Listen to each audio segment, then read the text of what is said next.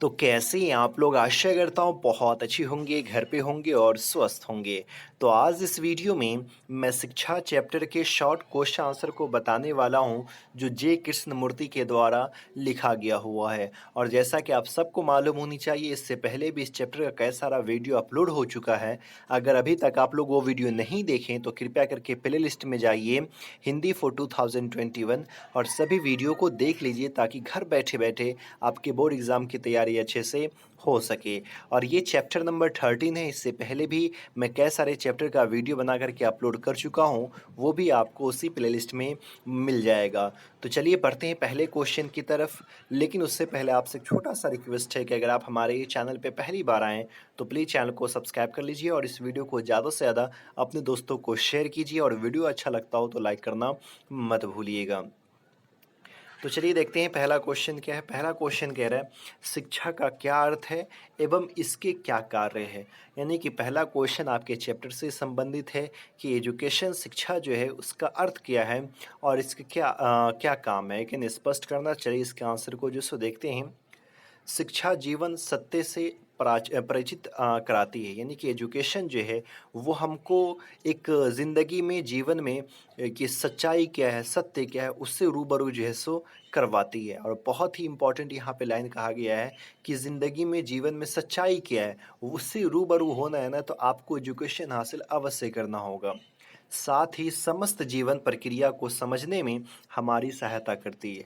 और ज़िंदगी में जितनी भी प्रक्रिया है ना, उसको आसानी से समझने में जो है सो हमारी मदद करती है, वो एजुकेशन है, शिक्षा है। हमारा जीवन अद्भुत है, यहाँ पक्षी, फूल, वृक्ष, आकाश, तारे सभी जीवन है। अब यहाँ पे लेखक क्या कह रहे हैं कि हमारा जीवन अद्भुत तो है ही है, ये पक्षी, फूल, वृक्ष, आकाश, तारे सभी क्या है, हमारे जीवन का पार्ट ही है, भाग ही है, अंग है, ये सब हमारा जीवन ही है। जीवन के कई रूप हैं, यहाँ अमीर भी है, गरीब भी है। ईर्ष्या, महत्वाकांक्षाएँ, वासनाएँ, भय, सफलताएँ तथा चिंताएँ सब जीवन के ही अंग है। अब देखिए यहाँ पे आगे अगली लाइन में क्या कहते हैं, ये तो कहते हैं कि ये सब हमारा जीवन ही है, ये सब हमारे जीवन का अंग ही है, चाहे वो ईर्ष्या हो, अमीरी हो, गरीबी हो, आगे बढ़ने की कोई इच्छाएँ हो, वासनाएँ हो या फिर भय हो, डर हो, ये सब हमारे जीवन का ही एक भाग है। और आगे लेखक क्या कहते हैं, हम जीवन से भय खाते हैं, चिंतित भी रहते हैं, चिंतित भी रहते हैं। यानी कि लेखक ये कह रहे हैं कि जीवन से हम भय खाते हैं, चिंतित भी रहते हैं, और इन सब स्थितियों का निराकरण शिक्षा द्वारा ही संभव है।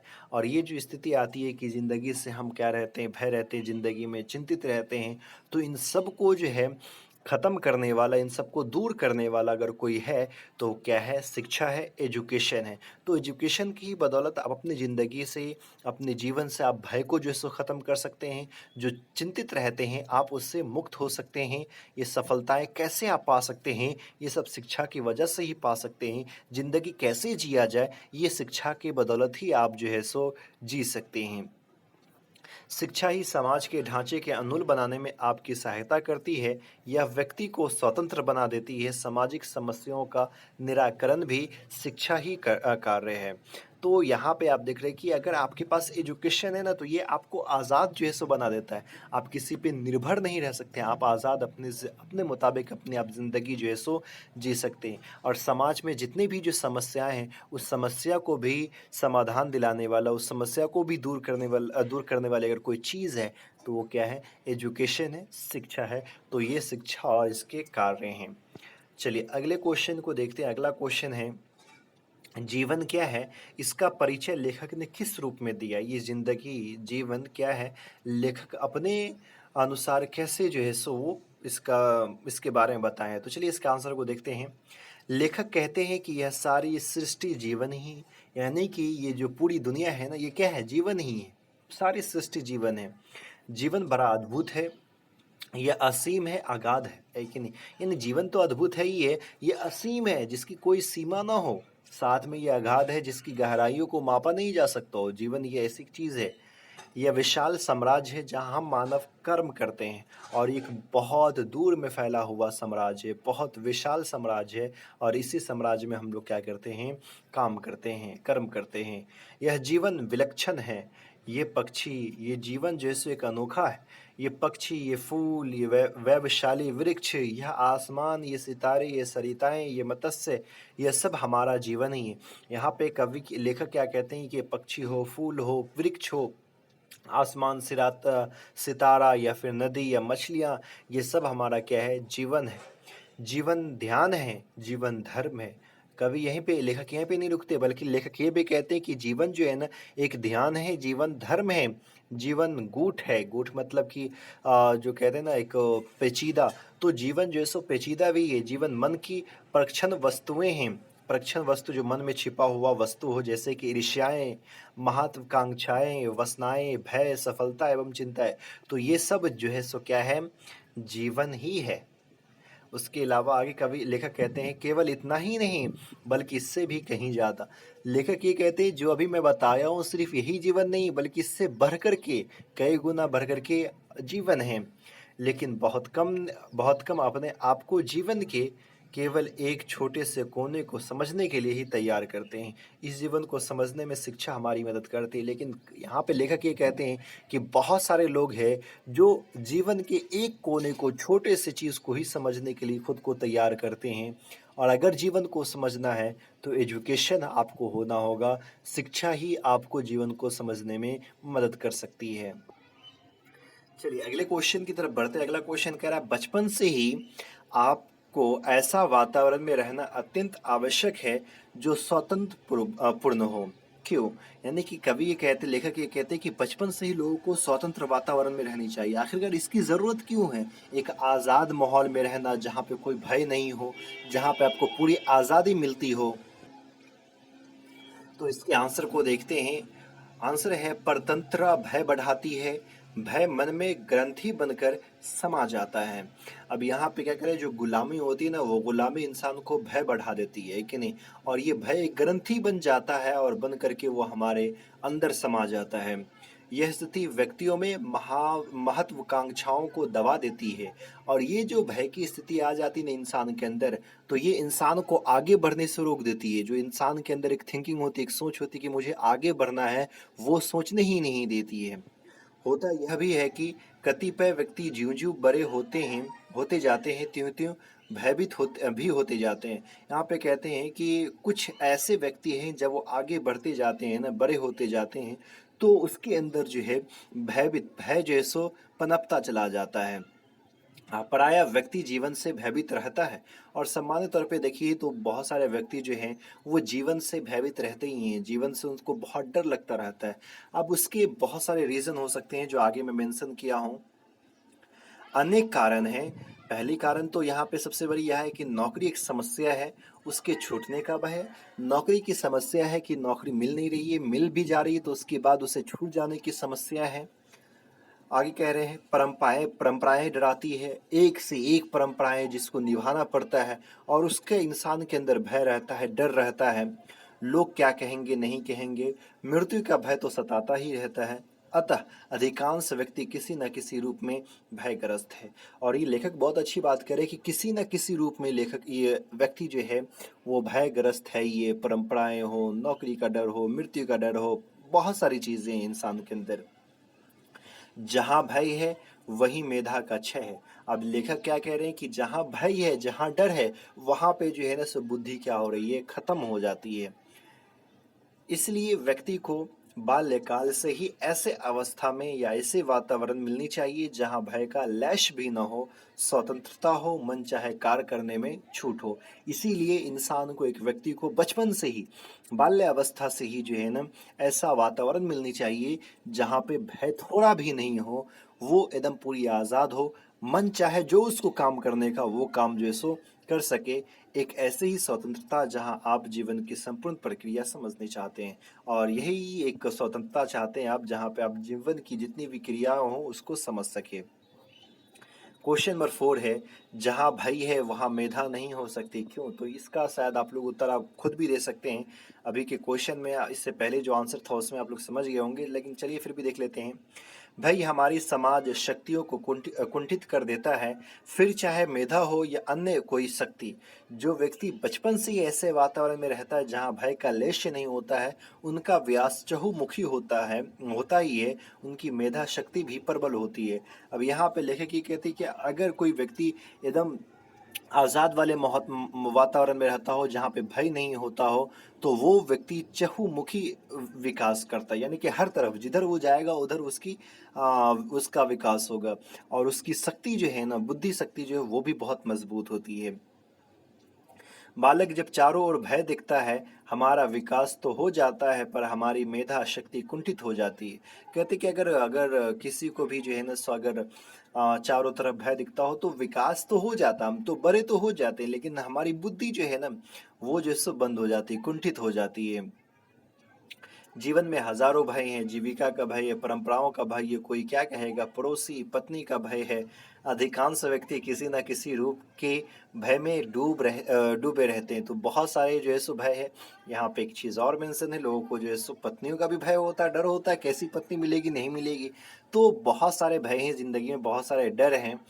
अधिकांश व्यक्ति किसी न किसी रूप में भय में डूबे हुए रहते हैं, उनकी मेधा शक्ति कुंठित हो जाती है।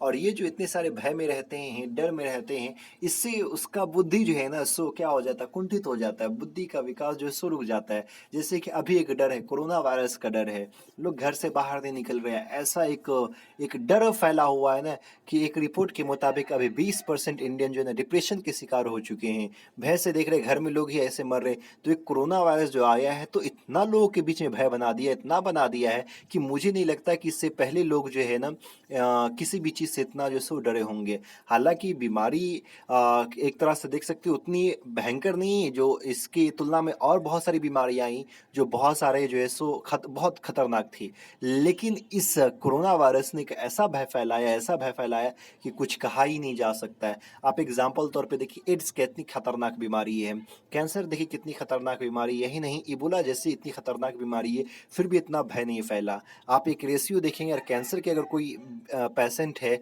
तो कैंसर में 10 लोगों में से 7 से 8 लोगों की मृत्यु हो जाती है, यानी कि कैंसर हुआ तो आपको मरना ही है। लेकिन अगर कोरोना वायरस देखेंगे हमारे भारत में देखिएगा तो 2 से 3% लोगों की मौत होती है, और उनमें से खास करके उन लोगों की मौत होती है जिसकी उम्र ज़्यादा है या पहले से कोई बीमारी के शिकार है। हाँ, ये बीमारी है, ये बीमारी तेज़ी से फैलती है, तो थोड़ा-सा हम लोग को प्रोटेक्ट रहनी चाहिए, थोड़ा-सा अपने आप को बचनी चाहिए। लेकिन इतना भय फैला दिया गया, इतना भय फैला दिया गया है कि इंसान बीमारी से कम मर रहे हैं, डिप्रेशन के ज़्यादा शिकार हो रहे हैं, भूख से ज़्यादा मर रहे हैं। तो एकदम एक कह सकते हैं कि ये भय फैला हुआ है और बहुत ही भयंकर भय फैला हुआ। तो इसको अपने आप में दूर करना होगा अपने आप से, नहीं तो फिर आप भी जो है सो आपकी बुद्धि का विकास जो है सो रुक सकता है। आगे क्या है आंसर में, भयग्रस्त व्यक्ति क्या सोच सकेगा, फिर सत्य क्या खोजेगा, उसके पास सोचने का अवकाश ही नहीं होगा और न ही शक्ति होगी। अब कहते हैं जो भय में डूबा हुआ व्यक्ति रहता है ना, वो कुछ भी सोचने की न कुछ सोच सकता है, न फिर कुछ सत्य की खोज करेगा। वो तो हमेशा वो भय में ही डरा हुआ रहेगा, है कि नहीं? उसकी शक्ति ही आपको इजाज़त नहीं देगी। तो बहुत सारे एक भयग्रस्त व्यक्ति के साथ जो है ना परेशानियां हैं, उसकी मेधा भी पूर्ण विकसित नहीं हो पाती है। भय हमारे सामने पग पग पर अवरोध उपस्थित कर देता है और सारी महत्वाकांक्षाओं को दबा देता है। चिंता का जन्म भी भय से ही होता है और चिंता भी व्यक्ति को जीवित ही जला देता है। तो इसलिए भय, आप जो भी भय है ना उसको दूर कीजिए और कामों में लगे रहिए, एक आज़ादी वाली ज़िंदगी जिए। ये डर वाली माहौल को जो है सो आप लोग ख़त्म करने की कोशिश जो है सो अवश्य कीजिए, अन्यथा आप जीवन में उतनी तरक्की नहीं कर पाएंगे जितनी करनी चाहिए। अगला क्वेश्चन है, चलिए क्वेश्चन नंबर 5 है, जीवन में विद्रोह का क्या स्थान है?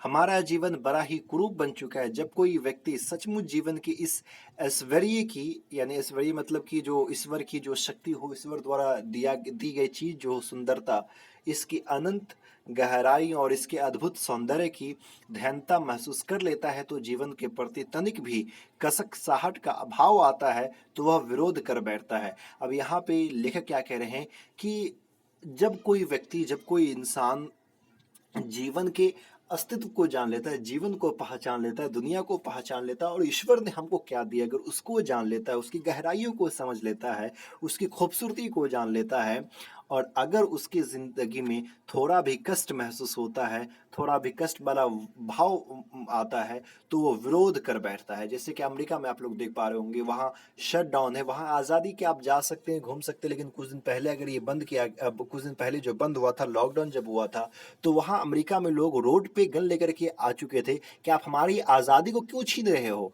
कोरोना वायरस है, आप उसके लिए अलग समाधान ढूँढिए। आप बीमारी लाइए, बीमारी का आप इलाज ढूँढिए, लेकिन दवा लाइए उसके लिए। लेकिन ये कौन-सा इलाज है कि आप लोगों को जो है सो घर में बंद कर दीजिए, लोगों को एकदम जो है सो भय में रखिए, डर के माहौल में रखिए। तो लोग वहाँ रोड पे निकल आ चुके थे, वो भी अपने हाथ में गन लेकर के, हमको आज़ादी चाहिए, हम घर में नहीं रह सकते हैं। आप इसका दूसरा समाधान ढूँढिए, आप इसके लिए जो है सो दवा खोजिए। तो जब इंसान जो है ना सो ये एक पहचान लेता है खूबसूरती, ईश्वर की खूबसूरती को पहचान लेता है, तब जाकर के वहाँ पे वो विरोध कर बैठता है।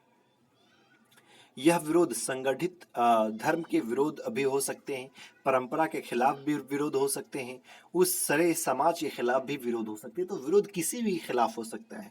तभी मानव बनकर सत्य की खोज करना संभव हो सकेगा। जिंदगी का अर्थ अपने लिए सत्य की खोज करना, खोज, और यह तभी संभव है जब स्वतंत्रता हो। भय से मुक्त होने के लिए व्यक्ति को विरोध करना पड़ता है। अतः जीवन में विरोध का महत्वपूर्ण स्थान है, और इसीलिए अगर भय को, डर को अगर दूर करना चाहते हैं, तो आपको विरोध करना पड़ता है, और विरोध करना जरूरी भी जो है सो बन जाता है। चलिए क्वेश्चन नंबर 6 है।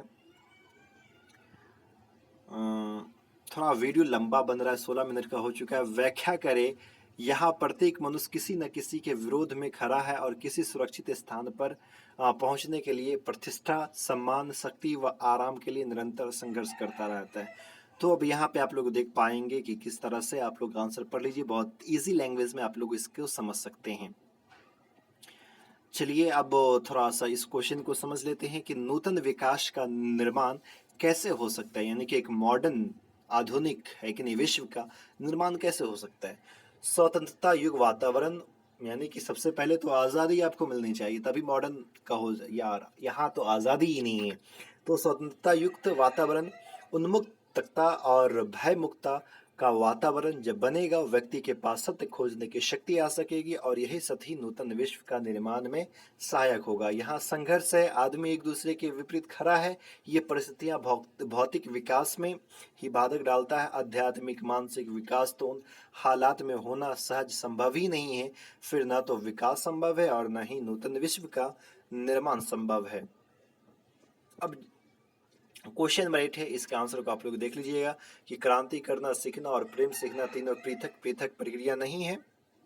कैसे? तो यहाँ पे आप लोग जो है ना इसके आंसर को जो है सो पढ़ लीजिए, समझ लीजिए, क्योंकि वीडियो बहुत लंबा और मैं फास्टिंग से हूँ, ज़्यादा बोलने के बाद थोड़ा दिक्कतें होने लगती है, तो इसको आप लोग जो है सो देख पाएंगे, और वीडियो भी बहुत लंबा जो है सो बन चुका है। उम्मीद करता हूँ ये वीडियो आपको बहुत पसंद आया, और पसंद आया होगा तो प्लीज़ लाइक कीजिए, ज़्यादा से ज़्यादा शेयर कीजिए, और हमारे चैनल पर अगर पहली बार आए तो प्लीज़ चैनल को सब्सक्राइब कीजिए। फिर मिलते हैं अगले वीडियो में, तब तक के लिए बाय।